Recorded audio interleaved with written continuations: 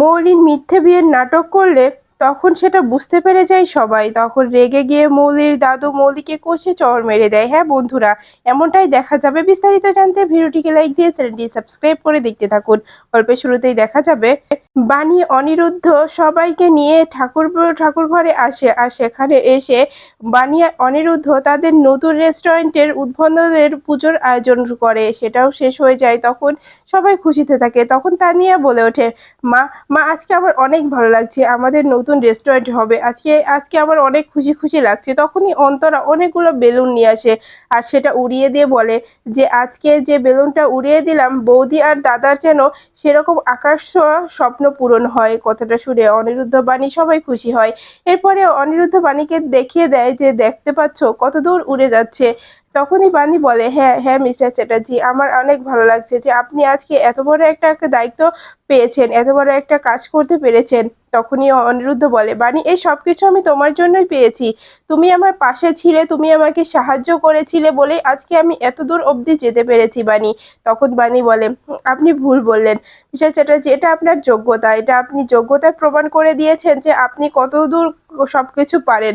আপনি একদিন অনেক বড় একজন ব্যক্তি হবেন। তখনই অনিরুদ্ধ বলে, বাণী তুমি যদি আমাকে উৎসাহ না দিতে তাহলে হয়তো আমি এরকমটা কখনো ভাবতাম না। আমি কখনো কি ভেবেছিলাম যে আমি নিজের পায়ে দাঁড়িয়ে নিজে রোজগার করে একটা রেস্টুরেন্টে বানাবো?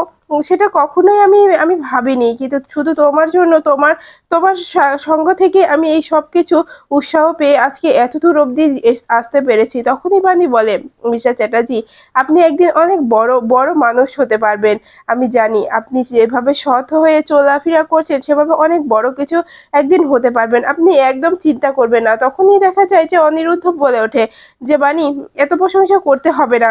এবার এবার অনেক হয়েছে, আমাদেরকে তো যেতে হবে। এরপরেই দেখা যায় সেই মুহূর্তে অনিরুদ্ধের ফোনে কল আসে, আর ফোনটা রিসিভ করতে ওপার থেকে এই অদ্ভুত কণ্ঠে বলা হয় যে আমাদের আজকে 150-200 লোকের খাবার আয়োজন করতে হবে। আপনি কি আজকের মধ্যে ডেলিভারি করতে পারবেন? তখনই অনিরুদ্ধ বলে, হ্যাঁ পারবো, কেন পারবো না। আপনি আমাকে কিছুটা অ্যাডভান্স করতে হবে, তারপরে বাকিটা অর্ডার পাওয়ার পরে আমাদের দিয়ে দিলেই হবে। তখনই মৌলি বলে যে আমি পুরোটাই অ্যাডভান্স দিয়ে দিচ্ছি, আমি কোনো বাকি রাখছি না, কিন্তু সময় মতো আমার খাবারটা ডেলিভারি করে দেবেন, না হলে কিন্তু আমার সম্মান নষ্ট হবে।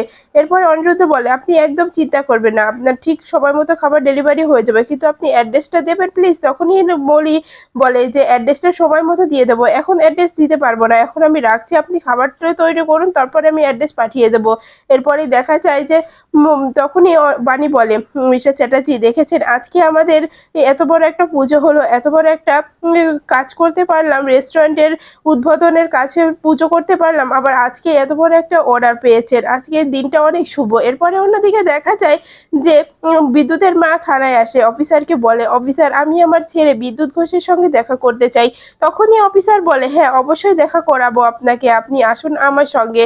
তখনই বিদ্যুতের মা মনে মনে বলে, আমি জানি বানি যে আমি ভুল করছি, কিন্তু আমার ছেলেটা সেদিন হাব ভাব আমার একদম ভালো লাগেনি, তাই আজকে আমি দেখতে আসলাম। তুই আমাকে পারলে ক্ষমা করে দিস বানি, আমি তোকে না জানিয়ে এই সব কিছু করছি, আমি আবার বিপদে পড়ে যাব না তো? এই বিদ্যুৎ তো আমাকে আবার ফাঁসিয়ে দেবে না তো?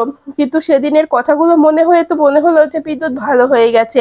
এরপরে অফিসার বিদ্যুতের মাকে বিদ্যুতের কাছে নিয়ে আসে, আর সেখানে এসে দেখতে পারে যে ওখানে মৌলিক, কুয়াশা, নয়নতারা আর আর ওখানে সবাই আছে। তখনই বিদ্যুতের মা মনে মনে বলে, ওরা এখানে কেন? তখনই মৌলি বিদ্যুৎকে বলে, বিদ্যুৎ আমার কথা রাজি হয়ে যাও, আমি তোমাকে জামিন করিয়ে দিচ্ছি। আমি এখানে এখানে সবই নিয়ে এসেছি, তোমার জামিনের কাগজপত্র নিয়ে এসেছি, তুমি শুধু আমার রাজি হয়ে যাও, আমি তোমাকে জামিন করে দিচ্ছি। তখন কুয়াশাও বিদ্যুৎকে বোঝাতে থাকে যে, বিদ্যুৎ যেহেতু মৌলি ম্যাডাম তোমাকে জামিন করিয়ে দিতে চাইছে, তাহলে তুমি বের হয়ে এসো না, তুমি এভাবে এখানে পৌঁছতে পারো না। বিদ্যুৎ কথা কথা বোঝার চেষ্টা করো। তখন নয়নতারাও ঠিক একইভাবে বিদ্যুৎকে বোঝাতে থাকে, কিন্তু কিছুতেই বিদ্যুৎ কারোর কথাই বুঝতে চায় না। বলে, আমি কারোর কথা শুনতে চাইছি না, আপনারা এখান থেকে চলে যান। আমি এখন আপনাদের কোনো কথা শুনতে চাই না, আমি আমি ভালো হয়ে যেতে চাই, আমি আর এইসব খারাপ কাজ করতে চাই না, আমি আপনাদের সঙ্গে থাকতে চাই না। কুয়াশা কুয়াশা আমি এইসব ছেড়ে দিতে চাই, আমি আগের মতো হয়ে যেতে চাই। আমি বাণীর কাছে ক্ষমা চাবো, বাণী যদি ক্ষমা করে আমাকে এখান থেকে বের করে তাহলেই আমি এখান থেকে বের হব, না হলে আমি এখান থেকে বের হব না, এখানে পচে মরবো, তবুও এখান থেকে আমি বের হব না। তোমরা এখান থেকে চলে যাও, মলি ম্যাডাম এখান থেকে চলে যান, হাজার চেষ্টা করলেও আমাকে আপনারা এখান থেকে বের করতে পারবেন না। এই কথাগুলো শুনে তো আরো আরো বিশ্বাস হয়ে যায় বিদ্যুতের মায়ের।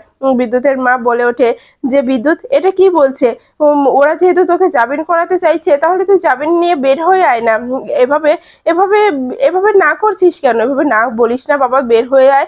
তখনই নয়নতারা বলে হ্যাঁ বোঝান, আপনার ছেলেকে বোঝান, কতবার বোঝাচ্ছি যে আমরা ওকে জামিন করিয়ে দিচ্ছি, কিন্তু ও কিছুতেই মানতে চাইছে না, ও শুধু এক কোর্টে নিয়ে বসে আছে। তখন কুয়াশা বলে হ্যাঁ বোঝান তো আপনার ছেলেকে, আপনার ছেলে তো আমার কোনো কথাই শুনতে চাইছে না, এত করে বোঝাচ্ছি যে এখান থেকে বের হয়ে আসতে, আমি ওকে ওকে এখান থেকে নিয়ে যাব, কিন্তু কিছুতেই মানতে চাইছে না, এক কোর্ট এক জেস নিয়ে বসে আছে। তখনই বিদ্যুৎ তার মায়ের কাছে এসে বলে মা, বাণী কি আমাকে ক্ষমা করেছে?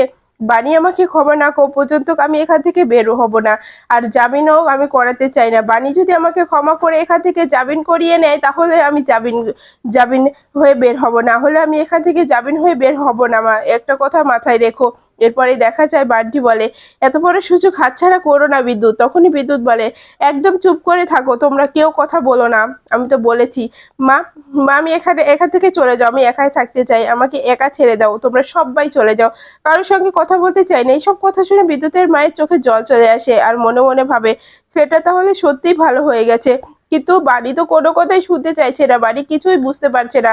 বাড়িকে এত করে বুঝাইলাম কিন্তু বাণী তো বুঝতে পারছে না, আসলে বাণী বুঝবেই বা কি করে, বাড়ির সঙ্গে তো আর কম খারাপ করেনি এই বিদ্যুৎটা, বারবার বিশ্বাস করেছে, ওই বিদ্যুৎ বাণীকে ততবার আঘাত করেছে, এই জন্য বিদ্যুৎকে আর বিশ্বাস করতে পারছে না বাণী। কিন্তু এখন কি করা যাবে, এখন তো সবকিছু হাতের বাইরে চলে যাচ্ছে, এভাবে বাইরে যেতে দিলে তো হবে না, আমাকে কিছু একটা করতে হবে, আমার ছেলেটাকে এখান থেকে বাঁচাতে হবে, না হলে তো অনেকটা দেরি হয়ে যাবে, আমি আমার ছেলের ক্ষতি এভাবে করতে পারবো না, আমার ছেলেটাকে এখান থেকে বের করতেই হবে। এরপরে দেখা যায় বিদ্যুৎ বলে মা কি ভাবছো তুমি, এখানে আর দাঁড়িয়ে থেকো না, যাও এখানে আমাকে একা ছেড়ে দাও, আমার কিছু ভালো লাগছে না, তোমরা এখান থেকে চলে যাও, আমাকে একদম একা ছেড়ে দাও, আমি কিছুই কিছুই বলতে চাই না তোমাদেরকে। তখনই বিদ্যুতের মা বাইরে চলে আসে আর সেখানে অফিসারের সঙ্গে কথা বলে আর বলে অফিসার একটা একটা অনুরোধ করব, অনুরোধটা রাখবেন? তখনই অফিসার বলে হ্যাঁ কি অনুরোধ করবেন, আপনি শুধু বিদ্যুতের মা বলে আমি আপনার অনুরোধ শুনতে পারবো, আপনি বলুন। এরপরে বিদ্যুতের মা বলে আসলে আমি বলতে চাইছি যে আমি আপনাকে একটা অনুরোধ করছি, এই আবার বিদ্যুতের জন্য কিছু খাবার বানিয়ে নিয়ে এসেছি, সেই খাবারটা আবার ছেলেকে একটু দিয়ে দেবেন, আবার হাতের খাবার খাচ্ছে না, অনেক আশা করে খাবারটা বানিয়ে নিয়ে এসেছি। তখনই অফিসার বলে আচ্ছা আপনি রেখে যান। তখনই বান্টিয়া নয়তারা বলে যে এই যে এই যে আপনি আপনাকে বলছি যে আপনার ছেলেকে কিন্তু আমরা জামিন করাতে চেয়েছিলাম, কিন্তু আপনার ছেলে কিছুতেই জামিন করাতে চাইছে না, এতে কিন্তু আমাদের আর কোনো দোষ রইল না। এরপরে দেখা যায় মৌলি বলে বাড়াবাড়ি, বিদ্যুতের সবসময় বাড়াবাড়ি, এই বাড়াবাড়িটা আমি একদম সহ্য করতে পারছি না গ্র্যান্ড মামি, এখন কিছু একটা করো, এই বিদ্যুৎ দেখছি আমাদের বিপক্ষে চলে যাচ্ছে। তখনই নয়তারা বলে ওঠে মৌলি দিদিভাই মাথা ঠান্ডা করে ভাবতে হবে আমাদেরকে, যে করে হোক বিদ্যুৎকে এখান থেকে জামিন করাতে হবে, বিদ্যুৎ কি করতে চাইছে কিছুই তো বুঝতে পারছি না। তখনই দেখা যায় বান্টি বলে একদম ঠিক বলেছেন ম্যাডাম, আমাকে নজর রাখতে হবে যে এই বিদ্যুৎ ঘোষ আর কুয়াশা ঘোষ কি করতে চলেছে, ওরা কি চাইছে সবকিছু দেখতে হবে। এরপরে অন্যদিকে দেখা যায় যে বাড়ি একটা রেস্টুরেন্টে খেতে আসে আর সেখানে এসে দেখতে পায় যে একটা ছেলে আর একটা মেয়ের খুব ঝামেলা হচ্ছে। মেয়েটা ছেলেটাকে বলছে যে আমি প্রেগনেন্ট, তুমি আমাকে বিয়ে করে নাও, না হলে আমার নিজেকে শেষ করা ছাড়া আর কোনো উপায় থাকবে না।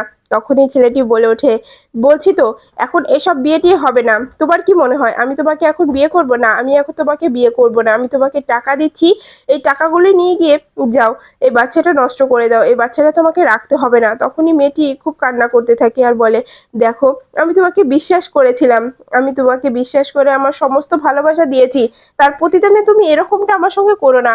দেখো দেখো চলো আমরা বিয়ে করি, আর না হলে আমার এই সমাজে মুখ দেখাতে পারবো না আমি। তখনই ছেলেটি বলে কোনো কথা শুনবো না আমি তোমার, তোমাকে যেটা বললাম তুমি সেটা মাথায় রাখো, মাথায় ঢুকিয়ে নাও, এই টাকাটা দিয়েছি এটা নিয়ে যাও, তুমি এই বাচ্চাটাকে নষ্ট করে দাও, এই বাচ্চাটাকে রাখতে হবে না, আমি এই বাচ্চাটাকে চাই না, এই বাচ্চাটাকে আমার প্রয়োজন নেই। এই কথাগুলো শুনে বাণী খুবই রেগে যায় আর মনে মনে বলে সেটা কত জঘন্য, মেয়েটাকে কিভাবে কথা শোনাচ্ছে, সেটা তো একদম ভালো না, মেয়েটাকে শেষ করে দিতে পারে, আমাকে কিছু একটা করতে হবে, এভাবে ছেলেটাকে ছেড়ে দেওয়া যাবে না।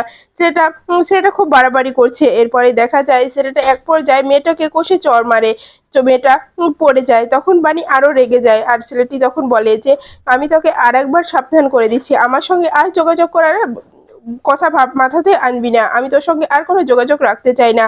তুই এখানেই থাক, আমি গেলাম। এরপরে ছেলেটি চলে যেতে গেলে বাণী সামনে দাঁড়ায় আর বলে, এই যে আমি তোমার সঙ্গে কথা বলতে চাই, তুমি ওর সঙ্গে এরকম ব্যবহার করলে কেন? তুমি ওর বাচ্চার বাবা হতে চলেছো, তারপরে তুমি মেয়েটার সঙ্গে এরকম ব্যবহার কেন করছো? তখনই ছেলেটি বলে, আপনি থামুন তো, আপনার সঙ্গে কথা বলতে চাইছি কি? আমি আপনার সঙ্গে কথা বলতে চাইছি না, তাই আপনি আমার সঙ্গে কথা বলবেন না।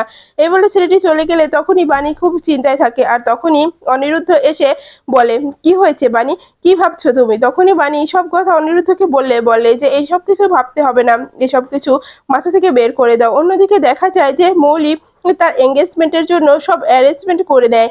এরপরে দেখা যায় তখনই সেখানে ঈশানী এসে বলে, মৌলি তুমি কাকে বিয়ে করছো, কার সঙ্গে কি করছো কিছুই কিন্তু জানি না, তাই বলছি যে এভাবে কিন্তু বাড়াবাড়ি একদম করো না, আমাদেরকে তো জানতে হবে তুমি কাকে বিয়ে করতে চলেছো, তুমি কেন বললে না? তখনই দেখা যায় পিনাকি বলে, হ্যাঁ মৌলি, আমি তোমাকে বিশ্বাস করি, আমরা সবাই তোমাকে বিশ্বাস করি, কিন্তু এই না যে তুমি যাকে তাকে বিয়ে করবে আর তাকে মেনে নিতে হবে। তখনই মৌরি বলে, আমি আগে ছেলেটাকে নিয়ে আসি, দেখো ওকে তোমরা পছন্দ করবে, ছেলেটা অনেক ভালো, তোমাকে পছন্দ করতেই হবে, তাই বলছি ছেলেটাকে একবার দেখো। তখনই দেখা যায় যে ঈশানী বলে, মৌলি আমি আর একবার তোমাকে সাবধান করে দিচ্ছি, যদি ছেলেটাকে পছন্দ আমাদের না হয় তাহলে কিন্তু আমরা আমরা এই বিয়েতে রাজি হব না। তো কারণ এই যার তাকে নিয়ে এসে তুমি বলবে যে আমি তাকে বিয়ে করব, তাকে কিন্তু আমি তোমাদের সঙ্গে তোমাকে বিয়ে দেবো না। তখনই নয়নতারা বলে ওঠে, ঈশানী তুমি কি বলছো? মৌলি দিদিভাই বিয়ে করতে চলেছে, বিয়ে করুক না, যদি সেরকম ভালো না হয় তাহলে ডিভোর্স করে দেবে, তাহলেই তো হয়ে যাবে। তখনই দাদু এসে বলে, এই নয়ন তুমি কি কথা বলছো, নাতনিকে একটা ভালো শিক্ষা দাও না, তুমি নাতনিকে এখনই ডিভোর্সের কথা শিখাচ্ছ? তুমি কি মানুষ বলো? আরো শিখাবে যে নাতনি কিভাবে সংসার সামলাবে, তা না তুমি নাতনিকে ডিভোর্সের প্রস্তুতি বানাচ্ছ। তখনই মৌলি মৌলি মনে মনে বলে, বিয়ে কে করছে? আমি বিয়ে করছি না, এই সব কিছুর নাটক হচ্ছে, এই নাটকগুলো না করলে তো আমি আমি আমার সাফল্য করতে পারবো না, আমার দরকার এই সম্পত্তি। তখনই দেখা যায় পিনাকি এসে বলে, মৌলি তুমি আমাদের একমাত্র মেয়ে, এই এই রায় পরিবারের সব সম্পত্তি তোমার, তাই তোমাকে যাত্রার হাতে কিন্তু তুলে দিতে পারবো না, তাকে ভালো করে যাচাই বাছাই করেই তার সঙ্গে তোমার বিয়েটা হবে। এরপরে দেখা যায় অন্যদিকে অনিরুদ্ধ বারবার মৌলিকে ফোন করলে ফোনটা রিসিভ না করে মৌলি অ্যাড্রেসটা পাঠিয়ে দেয়। এরপরে অনিরুদ্ধ অ্যাড্রেসটা দেখে যে ওটা মৌলিদের বাড়ি। তখনই দেখা যায় অনিরুদ্ধ বলে, বাড়ি, এটা তো মৌলিদের বাড়ি থেকে অ্যাড্রেস পাঠানো হয়েছে, ও বাড়িতে আবার এত খাবার কেন? তখনই বাণী বলে যে আমিও তো বুঝতে পারছি না, মাও তো কিছু বলেনি। তখনই অনিরুদ্ধ বলে, না বাণী, আমরা ওখানে খাবার ডেলিভারি করতে যাব না।